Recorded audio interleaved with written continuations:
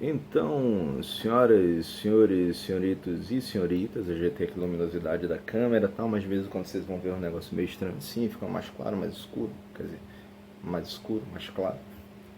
Mas então, boa tarde, bom dia, boa noite, boa madrugada, senhoras, senhores, senhores e senhoritas. Essa aula é direcionada para os alunos do sexto ano do Colégio Alfenísia Freire, a disciplina é História. E hoje a gente vai dar continuidade aos nossos assuntos, a nossa disciplina, mas vamos começar um capítulo novo, que é o capítulo 9. A gente terminou o capítulo sobre Mesopotâmia na última aula, falando sobre o Código de Hammurabi, fazendo correção da atividade lá da página 85, se eu não me engano. E aí agora a gente vai começar a falar sobre o poder e a cultura do Império Persa. Tá? A Persa, o Império Persa, que deu origem ao que a gente conhece hoje como a região do Irã, que até lá o ano de 1935 ele se chamava ainda Pérsia, por conta desse histórico, por conta dessa história, dessa região em que os persas, o Império Persa, acabou dominando. Né? Mas a partir de 1935 passou a se chamar Irã. Mas a gente vai contar sobre a história, muito antes ainda de ser o Irã de hoje. E aí a gente tem o seguinte, lá na página 86. Recentemente, um dos países mais antigos do Oriente Médio, o Irã, viveu um período de agitações populares no qual manifestantes protestavam contra a crise econômica e contra o governo. Na Idade Antiga, esse mesmo território abrigou o Império Persa, um dos mais poderosos de sua época. E até o ano de 1935, o próprio Irã guardava essa herança no nome do país, pois ele era chamado ainda de Pérsia. Cafezinho de leite sempre. Sua história tem início por volta de 2000 a.C., quando duas tribos nômades, os Medos e os persas. Ah, professor, tem escrito medo aí. Os medos, por que eles eram medrosos? Não, Medos, o nome dele, Medos. Por que era Medos? Ah, não sei, pergunta aí não dá pra perguntar pra eles. Mas então, eram essas duas tribos nômades, os Medos e os persas. E o que são as tribos nômades? A gente já chegou a falar outras vezes a respeito deles. São aqueles povos que eles não têm um local fixo de moradia. Geralmente eles vão em busca de locais para a sua subsistência. E para a sua subsistência é a sua sobrevivência. E a partir do momento que os recursos naturais daquele local eles começam a cair, eles vão buscar, ou então o grupo em que eles vivem começa a crescer muito, eles vão procurar um outro local onde eles possam encontrar mais recursos naturais ou um local maior para que eles possam viver com algum conforto ainda. Esses recursos naturais que eu falo são principalmente a produção agrícola, né? A agricultura no local, eles vão lá removendo a terra, tal, fazendo plantações. Aí quando chega aquele momento em que eles veem que a quantidade de produtos, a quantidade de recursos que eles conseguem tirar daquele local é insuficiente para a sobrevivência deles, eles vão em busca de outro local. Então, foi essa junção dessas duas tribos nômades, os Medos e os Persas, ocuparam um planalto a leste da região da Mesopotâmia, e lá eles se sedentarizaram, eles se fixaram nesse local, organizando dois reinos que eram reinos rivais. Posteriormente, os persas derrotaram os medos e, entre os séculos 6 e 4 a.C., 6 a.C. e 4 a.C., realizaram diversas conquistas territoriais, expandindo suas fronteiras em um vasto e poderoso império. E aí vocês têm os dois mapas mostrando o que era o território persa logo no seu início, depois que os persas venceram os medos, e hoje em dia o tamanho do território que é o Irã. Tá? Uma coisa importante para a gente falar, até para perguntar assim, mas professor, como assim? Eles eles tiveram diversas conquistas territoriais 6 a.C. até 4 a.C. Como assim? Diminuiu esse tempo? Não, é porque a contagem de tempo, quando a gente fala de antes de Cristo é uma contagem regressiva, né? Então, século 6 antes de Cristo representa mais ou menos um ano de 700, não? 500. 500. É isso? É isso. De mais ou menos de 500 até 300, 500 ano 500 antes de Cristo até ano 300 antes de Cristo, mais ou menos. Só depois, que tem através do calendário romano, a gente conta a partir dessa ideia sobre a existência de Cristo, é que se começa a contagem progressiva. Então, que a gente chegou até agora, 2020, 2021. Se o mundo não acabar, né? Porque a gente não sabe hoje em dia, aí a gente vai nessa tabela progressiva do nosso calendário. Mas quando se fala de antes de Cristo, e faz essa contagem regressiva. Então, a formação do Império Persa. Em 559 a.C., sob o comando do rei Ciro o Grande, os persas derrotaram os medos e iniciaram um período de conquistas territoriais, impondo sua dominação sobre as regiões vizinhas. Claro, toda vez que um povo vence outro, eles buscam tomar aquele território para si. E essa tomada de território, claro, vai ser mediante muitas batalhas, muitas lutas, muitas perdas, mas o ganho territorial, que eles vão passar a ocupar esse espaço que pertencia a outro grupo, né? Então ele impôs essa dominação sobre as regiões vizinhas. Mesopotâmia, Fenícia e Palestina foram essas três regiões que se tornaram parte do território persa. Assim, a Pérsia transformou-se em um império, ou seja, um reino que domina outros povos e submete-os às leis e às decisões do governo imperial. As leis, as decisões do governo, a cobrança de impostos e por aí vai. Depois de Ciro, a expansão territorial persa prosseguiu com o imperador Cambises, que liderou o exército persa na conquista do Egito. Olha só, a gente já tinha falado antes sobre Egito, já tinha falado sobre a Mesopotâmia. E aí, chegou um determinado momento, lá por volta do século VI, século V a.C., o imperador Cambises, ele conseguiu, subindo um pouco mais esse território, ele chegou até o Egito e conquistou parte desse território também que pertencia aos egípcios. Mas foi durante o longo governo do seu sucessor, daquele imperador que veio depois do Cambises, chamado Dário, que a Pérsia se tornou um dos impérios mais organizados e poderosos do seu tempo. E aí a gente começa falando justamente do governo de Dário. Ah, professor, são uns nomes bem comuns, né? Quase abrasileirados já. Ciro, Dário, só o Cambises, que é meio negócio estranho assim, mas é bom que facilita o nosso trabalho, né? Dário tinha um jeito próprio de governar. Em primeiro lugar, detinha um controle absoluto sobre o império, mantendo numerosos funcionários públicos com a função de percorrer e fiscalizar constantemente os territórios dominados e de passar todas as informações importantes para o imperador. Esses funcionários eram conhecidos também como os olhos e os ouvidos do rei. Aí é importante a gente sempre dizer que você precisa ter, para você ter um vasto território como tinha esse território persa, era importante que o rei, que o imperador, ele fosse alguém que tivesse pulso firme, né? Para conseguir comandar todo esse território, para conseguir tomar decisões que vão abarcar, que vai ter todo esse espaço para ele poder chegar e brigar e falar e defender e atacar. Então precisa ter muita força. E era o que o Dário tinha uma voz muito atuante. E tinha esse poder de persuasão, tinha esse poder de decisão, esse poder de chegar e manter próximo a eles pessoas de bastante confiança. E nesse caso são esses funcionários que, por conta desse tamanho todo do território, esses funcionários eles precisavam estar sempre se deslocando dentro do território para proteger principalmente as regiões de fronteira. Então, vai se aproximando da fronteira, vai ficar de olho assim, ó, tem um pessoal de um outro império aí que está querendo atacar a gente, então vamos chegar, vamos levar nosso exército para essa parte aí para defender parte do nosso território.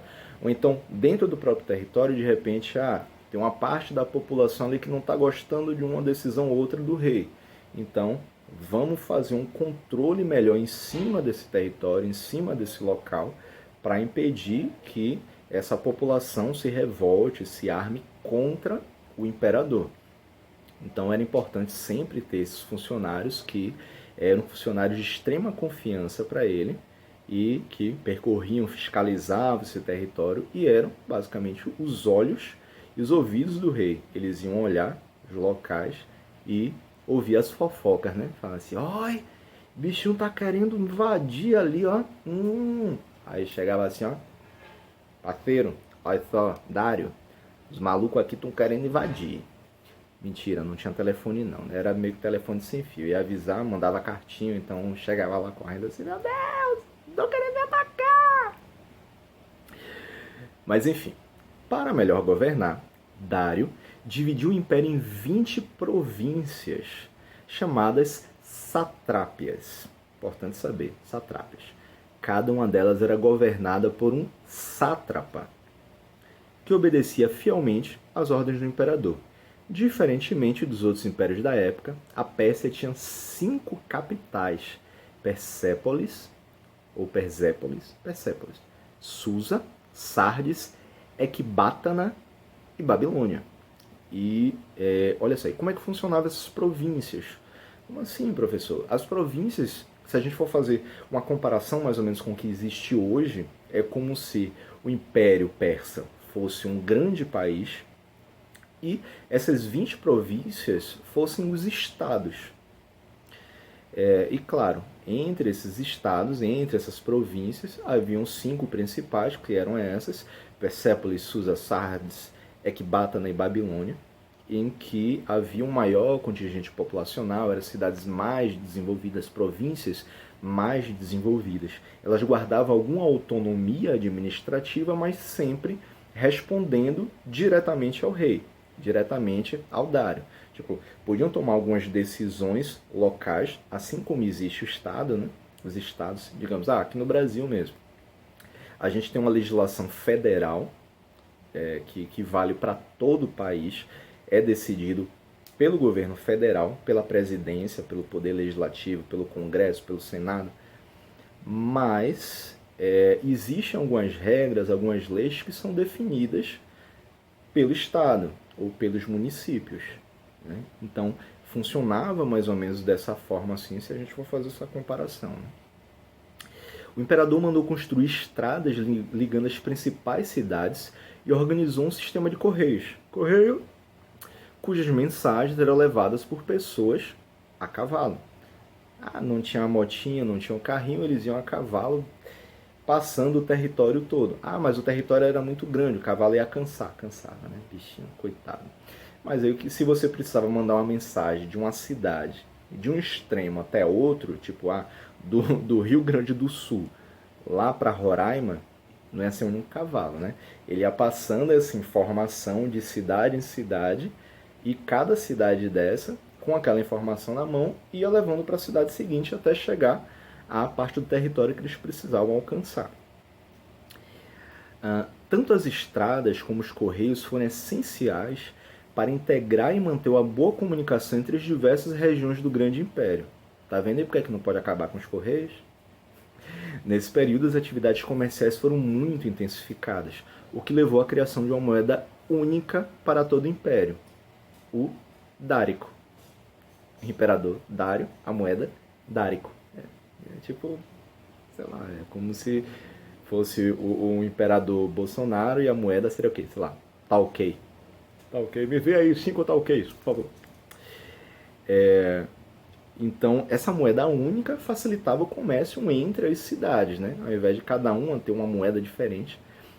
Novamente, fazendo comparação com o país, com o Brasil. A gente tem a moeda, o real, que vale para todo o Brasil, né? Se a gente chega na Argentina, a moeda já é diferente, mas é um outro território. Aí tem a questão de conversão, tá? Mas isso não interessa para a gente aqui. Então, essa intensificação das atividades comerciais, principalmente pelo tamanho do território, fez com que houvesse essa necessidade de você ter uma moeda única para que facilitasse esse comércio entre as localidades. As relações com os povos conquistados. Dário exigia que os povos dominados pagassem altos impostos. Claro, tem que ser assim. E fornecessem homens para servir o exército e construir estradas e outras obras públicas. Claro que isso fazia o quê? Em troca, permitia que eles mantivessem seus costumes, suas leis, sua língua e sua religião, respeitando a cultura dos povos conquistados. Durante muito tempo, o imperador conseguiu evitar que eles se revoltassem contra a dominação persa. Olha que interessante aí. O Império Persa, mesmo ele conquistando diversos territórios, eles e cobrando impostos desses novos territórios, dessas outras regiões de outros povos, o que ele fazia era tentar manter o máximo possível o respeito entre eles, né? Tá, beleza. A gente conquistou o território de vocês. Vocês agora dependem da gente. Mas em troca desses impostos que vocês têm que pagar, em troca dessa obediência que vocês devem ter, obediência e respeito que vocês devem ter em relação a mim, em relação a eu, Dário, vocês vão ter seus costumes respeitados, vocês vão continuar trabalhando da mesma forma, vocês vão continuar com a língua de vocês. Vai cortar a língua, professor? Não, a língua é o idioma, né? Então, é como se você tivesse um grupo de japoneses aqui dentro do Brasil e não precisasse forçar eles a falar português. Deixa eles falando japonês. Vou entender nada? Não vou. Mas, em compensação, não, eles vão manter a língua dentro do território deles, claro, mas quando eles precisam conversar com pessoas de outros territórios, eles também vão aprender esses outros idiomas, né? Até porque isso vai facilitar o próprio comércio entre eles. E isso acaba sendo importante porque esse dinheiro que eles arrecadam através do comércio vai servir tanto para pagar impostos como para desenvolver também as suas cidades. Então, mas as decisões que são tomadas dentro desses territórios, dentro dessas cidades que foram conquistadas, vão ser decisões locais. Eles vão conseguir manter as próprias leis, vão ter os mesmos costumes respeitados. A religião, tipo, porque Dário tem uma religião, digamos, Dário é evangélico. Aí pronto. E aí de repente ele conquista um território que lá eles são católicos. Dário não vai chegar e impor assim, agora vai ser todo mundo evangélico nessa zorra. Não. Vamos lá, respeita a religião do coleguinha do lado ali, né? Então, como deveria acontecer até hoje, inclusive, né? A gente respeitar essas crenças, respeitar esses costumes, respeitar a religião do outro, mas ter um bom contato, um bom convívio com eles, né? Então foi graças a esse respeito que o Dário conseguiu manter entre os povos, cultivando entre os povos, que fez com que essa população não tivesse, essas populações, esses povos não tivessem o costume de se rebelar, se revoltar contra o imperador, contra o império, né? Tipo, ruim com ele, pior sem ele, né? Tipo isso. Sociedade e economia na Pérsia. O Planalto persa tinha poucos vales férteis, cujas terras eram aproveitadas para o cultivo de hortaliças, centeio, trigo e cevada, além da criação de bois, ovelhas e cabras. Os saques de guerra e os tributos pagos pelos povos conquistados eram importantes fontes de riqueza para o império. A arrecadação deles vinha muito dessas conquistas, né? Porque os tributos, principalmente no início, acabava sendo muito alto, né? Então, dispondo de uma boa rede de estradas, os persas praticavam comércio com povos estrangeiros e as várias províncias do império comercializavam entre si. Aí o que eu falei também sobre essa necessidade de uma moeda única para todo o território, porque isso ia facilitar essas trocas comerciais, esse comércio todo entre esses países, né? Quando a gente fala sobre o Planalto persa, é porque a gente vai ter uma grande parte da região persa que não vai ser banhada por rios. Então isso acaba afetando na fertilização do solo.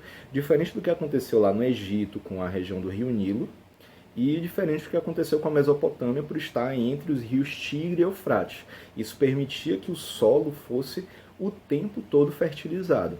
Aqui, pelo menos na região do Planalto persa, na parte mais central da Pérsia, não tinha tanto essa possibilidade, não conseguia ter tanta fertilidade em seu solo. Isso acaba trazendo uma importância ainda maior para o comércio, porque se você não consegue plantar em grande quantidade, você não consegue colher tanto para a subsistência daquele local. Mas, graças a essa quantidade toda de estradas, graças ao tamanho do território do Império Persa que eles acabaram conquistando, fez com que muitos desses produtos, muitos desses recursos pudessem vir de outros locais para poder abastecer a parte central do Império. Na sociedade persa, a família real, os sacerdotes, os proprietários de terras e os comandantes do exército tinham muito poder e prestígio. Assim como qualquer outro império, a gente vai ter sempre essa parte, essa casta da sociedade, né? Essa hierarquia social, colocando sempre a família real, a família do rei, e aquelas pessoas que viviam em torno do rei, os rebanhos de puxa-saco também, os sacerdotes, que eram os religiosos, que sempre houve uma ligação muito forte entre política e religião durante todo esse período, até bem para frente aí, lá para a Idade Média, até hoje ainda existe uma relação muito forte entre política e religião. Vira e mexe, a gente acaba vendo até alguns governantes, eles terem suas decisões pautadas a partir da sua própria religião, que não deveria ocorrer, né? Mas tudo bem. Então, os proprietários de terra tinham grande prestígio também, porque era através das terras deles que se conseguia parte desse dinheiro, né? E os comandantes do exército, porque a partir do momento que qualquer exército se revoltasse, podia tirar o rei do poder, né? Foi o que aconteceu o quê? Na ditadura militar aqui no Brasil. Quando os ditadores, quando os militares resolveram se juntar para poder tirar o governante do poder, a gente acabou vivendo esse regime autoritário durante o período da ditadura militar aí por pouco mais de 20 anos. Artesãos e comerciantes formavam uma camada social intermediária. Alguns deles acabaram enriquecendo muito com o desenvolvimento comercial do Império, né? Se você tem comerciante que consegue ter uma boa lábia, tal, consegue vender bastante, comprar uma quantidade boa, vender mais caro, não sei o que, vai acumulando riqueza, vai ficando rico, vai ganhando prestígio. Artesãos, aquela galera que trabalha com artesanato também, comercializando isso, vai gerando também algum acúmulo de riqueza. Claro que não vai ser tão grande quanto dos proprietários de terra, né? Mas você consegue juntar uma graninha. Os camponeses trabalhavam gratuitamente nas obras públicas. Olha que rebanho safado, né? O rei estava lá em cima e chegava assim, ó, camponês está fazendo o que aí? Ah, não, tô aqui trabalhando minha terra, tô aqui arando, tô querendo para poder pegar o meu sustento, para conseguir pagar meus impostos. Beleza. Paga seu imposto, mas eu tenho uma estrada aqui para construir, né? Então, deixa sua terra um pouquinho, deixa seus filhos cuidando de sua terra aí. Venha trabalhar na minha estrada. Ah, mas eu não vou ganhar nada por isso? Não. Tá? Você é pobre. Você não merece ganhar nada. Aí pronto, o camponês era obrigado a trabalhar de graça pro governo. Quase acontece isso hoje em dia, né? Enfim. E os tributos, os altos impostos que os camponeses pagavam aos governantes. Para os proprietários de terra, eles tinham de entregar parte do que produziam na agricultura e na pecuária. Tipo, Alguns camponeses eles eram proprietários de terra também, mas terra muito pequena. Quando a gente fala sobre o poder e prestígio de proprietários de terra, são aqueles grandes latifundiários, né? Tem aquelas fazendas enormes. Mas os camponeses eles tinham a terrinha deles, menorzinha e tal. E mesmo assim eles precisavam, parte daquilo que eles produziam, parte das cabeças de gado que eles tinham que tirar para poder dar para o governo. Era uma forma do pagamento de impostos deles também, né? E isso valia tanto para os proprietários dos grandes latifúndios, das grandes terras, quanto esses camponeses proprietários de terras menorzinhas. Na sociedade persa, os escravos eram um grupo social pouco numeroso. Assim como aconteceu no Egito, assim como aconteceu com os povos banto, povo iorubá, na Mesopotâmia, aqui na Pérsia também, os escravos eles acabam formando esse grupo social pouco numeroso, porque geralmente era aquela galera, mesma situação em relação aos outros povos. Era aquela galera que ou eram os vencidos, né, os derrotados em algumas guerras, em algumas batalhas de conquista de território por parte do imperador, ou aquela galera que não conseguia pagar os seus impostos. E aí já bastava os camponeses que precisavam trabalhar de graça para a construção das obras públicas, ainda tinham aquele grupo de escravos, que muitas vezes vinham até próprio dos camponeses, que, quando não conseguiam pagar seus tributos, eles eram escravizados e continuavam trabalhando de graça. Só que dessa vez, sem ter a possibilidade de trabalhar para si em alguns momentos. Né? Práticas da sociedade persa no cotidiano. Como geralmente acontecia nas sociedades militares daquela época, os meninos, os homens, os jovens, eram mais valorizados do que as meninas. Machista! Pois eles se tornariam guerreiros, futuros soldados ou chefes militares do exército. Então, existia essa ideia da valorização muito mais dos homens, dos meninos, desses jovens, porque eles iam conseguir alcançar, eles poderiam alcançar esse prestígio, esse poder de trabalhar, de serem militares, né? De serem guerreiros, de chegar até mesmo a chefes militares que obedeciam diretamente ao rei. A atuação das mulheres não se limitava aos afazeres domésticos. Muitas vezes elas podiam até mesmo administrar os negócios da família. A mãe cuidava das crianças até os 5 anos de idade. Olha só. Entre os 5 e os 7 anos, elas ficavam sob o cuidado do pai. Imagine, a mãe vai criar a criança até 5 anos, tá lá de boa. De boa não, né? Todo trabalho, todo assim, peste, puxão de orelha, assim, menino, tira esse negócio da boca, menino, não sei o que. Troca a fralda, limpa a bosta, dá comida e tal. Quando o rebento chega com 5 anos até os 7, vai para as mãos do pai. O pai perde, o pai não vai precisar mais trocar fralda, limpar bumbum de nenê com bosta, né?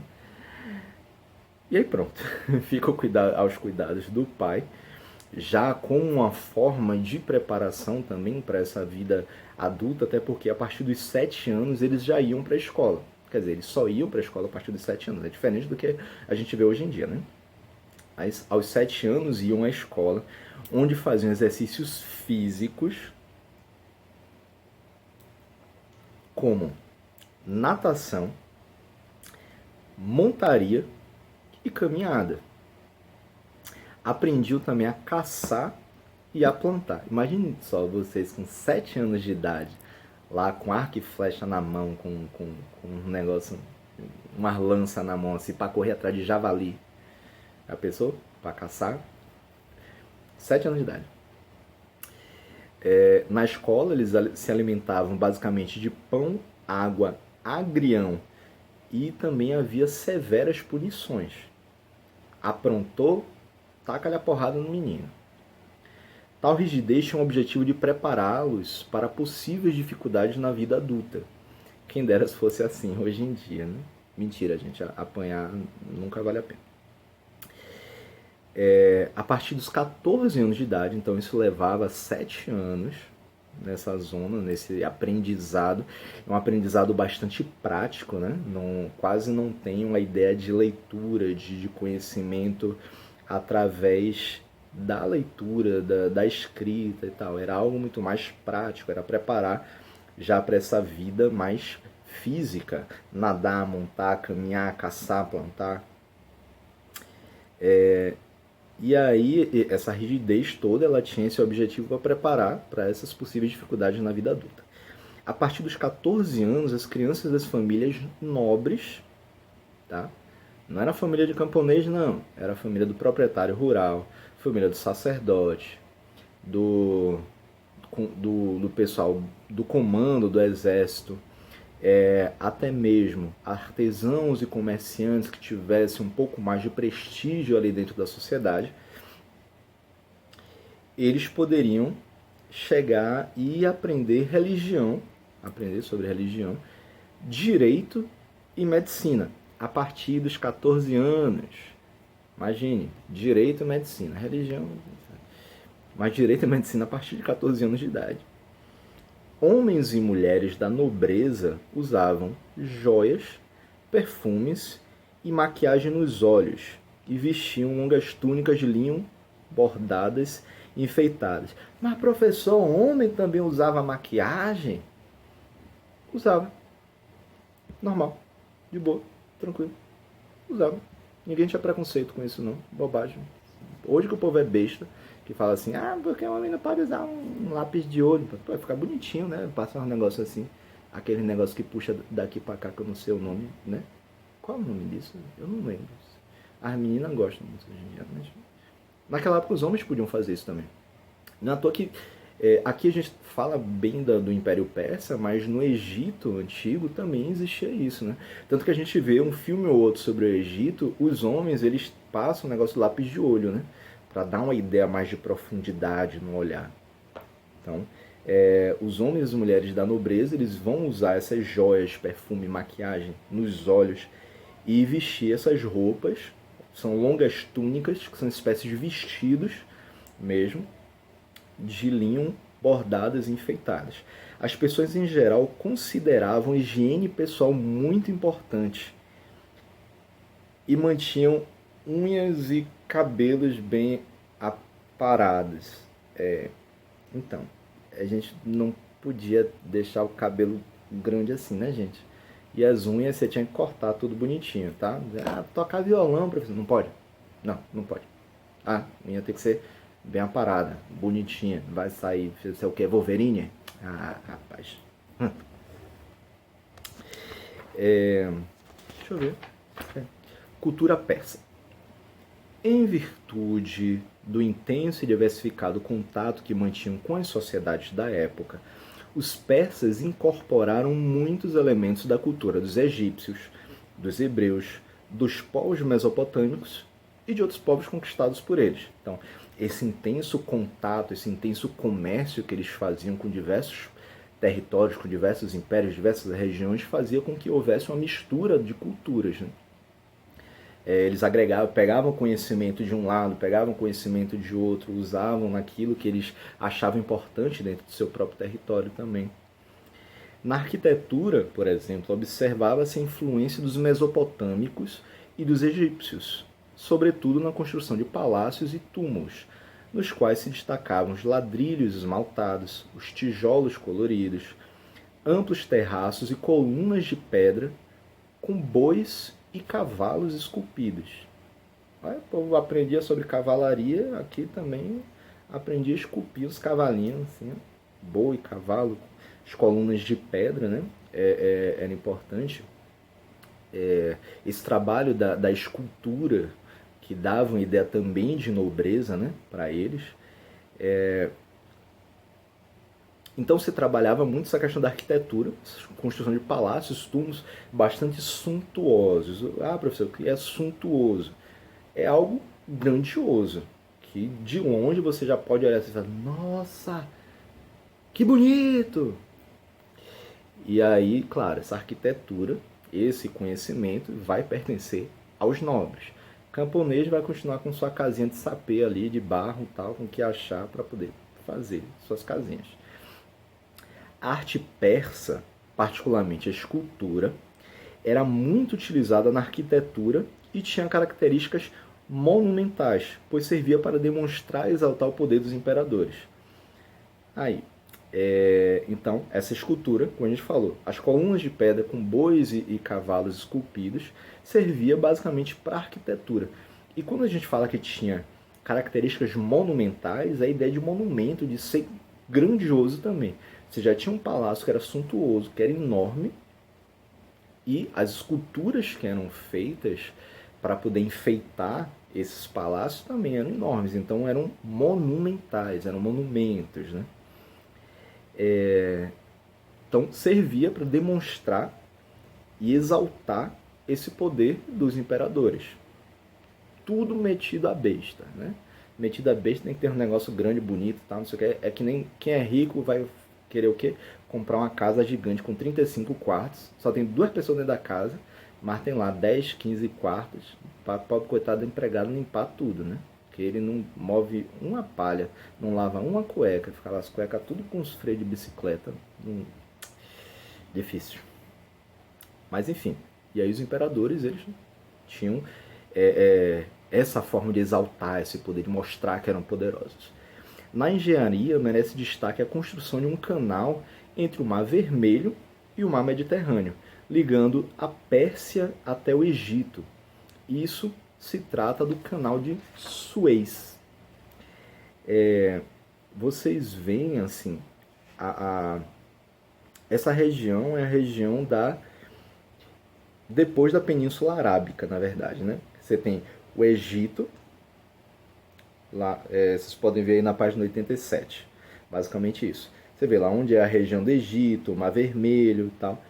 E quando a gente fala sobre essa divisão entre o Mar Vermelho e o Mar Mediterrâneo, o canal que ligava eles era o canal de Suez, que foi feito por essa engenharia para poder facilitar esse acesso, esse contato entre a região da Pérsia e o Egito, né? Diferentemente de outros povos, os persas não construíam templos religiosos, os santuários. No entanto, os artistas eles confeccionavam estatuetas de cerâmica. Qual a diferença entre estátua e estatueta? O nome, né? Estátua e estatueta. As estatuetas são menores, geralmente ligadas a culto, né? Para você cultuar algo. As estátuas, geralmente elas são monumentais, são maiores, tal, são mais bem trabalhadas. As estatuetas são menorzinhas. É tipo a bonequinha de barro que você fica na mão. Então, os artistas confeccionavam estatuetas de cerâmica e grandes estátuas de mármore. As estátuas maiores, mármore, muito mais trabalhoso. As estatuetas de cerâmica, mais fácil você conseguir trabalhar, manusear. E aí, grandes estátuas de mármore que representavam figuras antropozomórficas e cenas de guerra. Cenas de guerra, é importante você manter essa ideia assim, sobre as batalhas vencidas, principalmente, e o que são figuras antropozomórficas. Que zorra de palavra grande é essa, professor? Então, exatamente isso que vocês pensaram. Vocês não pensaram em nada. Foi mal. Antropozomórficas. Antropo é a ideia de homem. Zou é a ideia de animal. Mórfico, morfo, Power Ranger. É hora de morfar, que eles se transformam. Então, é a ideia de forma. Morfo é forma. Então, são estatuetas, são estátuas com formas, misturando animais e homens. A gente já falou, inclusive, lá na primeira unidade, sobre o que são os deuses antropozomórficos. Por exemplo, que existia muito no Egito, na Grécia, Roma. Então, essas figuras antropozomórficas são aquelas figuras que tinham forma misturada de homem e animal. Produziam também sofisticados tecidos de lã, rendas e sedas. Os tapetes muito coloridos eram decorados com motivos florais e animais. Ah, decorada com motivo? Como assim? Os desenhos. Os desenhos desses tecidos eram bordados com formatos de flores e de animais, exigindo um trabalho minucioso dos artesãos, cujas técnicas eram transmitidas às gerações mais jovens para que a tradição de produzi-los não se perdesse. Então, esses tecidos, eles eram todo costurados, todo feito bonitinho, e depois se bordava com formatos de flores, de animais. Quem fazia isso eram os artesãos, era um trabalho desgramado. Eles faziam, e para que se mantivesse viva essa cultura, eles faziam esse trabalho geracional, que era algo passado de geração em geração, de pai para filho, do avô para o pai, para o filho, para o neto, e assim por diante. Né? Para que não se perdesse essa cultura, essa tradição. Na arte decorativa, destacavam-se joias, vasos, taças e vasilhas, trabalhados em ouro. Sou rica! Trabalhados em ouro, prata e pedras preciosas, também feito pelos artesãos, indicando o artesanato com técnicas sofisticadas. Então, esse trabalho artesanal da arte decorativa também, não somente a decoração dos locais, havia decoração de tecidos, de roupas, por exemplo, as túnicas que eram feitas de linho bordadas, enfeitadas. Algumas dessas túnicas elas tinham também esses motivos florais e animais, e na própria roupa deles, eles colocavam algumas dessas joias. Tinha joias soltas, né? Aqueles armênios que a gente compra em loja de bijuteria. Para eles não era bijuteria, não. Eles usavam ouro mesmo, prata, pedras preciosas, não somente como enfeite nos seus próprios corpos, mas também dentro de casa, nas suas vasilhas, nas suas taças, pratos, copos, tal. E fora outros objetos também que eles tinham de enfeite dentro de casa, que se utilizavam desses metais preciosos, do ouro, da prata e de outras pedras. Beleza? A gente vai continuar na próxima aula com o restante do assunto sobre o Império Persa. Beleza, galera? Valeu, é isso. Obrigado, tchau, bom dia, boa tarde, boa noite, boa madrugada. É isso aí, valeu.